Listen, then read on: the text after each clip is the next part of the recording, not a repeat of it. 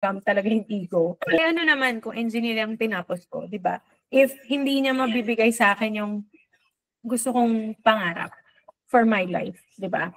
Behaviors reveal the root cause. So, sobrang ganda kasi now we are here identifying ano yung mga sinabi sa atin growing up, ano yung mga natutunan sa natin.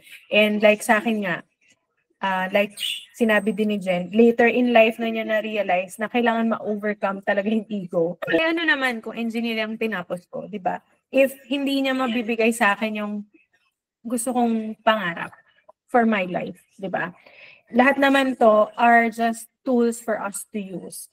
So, mga recurring behaviors that you do, and ano ba yung nire-reveal niya? Kasi now is a nice time for us to do this exercise, di ba? Saan ka ba dito nakaka-relate? So, feel free to share. So, first is always checking out sale items just in case. Fear of missing out, yan yung nire-reveal niya, or scarcity mindset. Ito, guilty ako dito. Daily small indulgences. Milk tea or snacks. Yan, si Jen daw. Just in case. Reward spending. I think marami sa atin dyan kasi deserve ko to, di ba? Especially with ngayon, the generation right now, deserve ko to. Small indulgences that amount to huge expenses.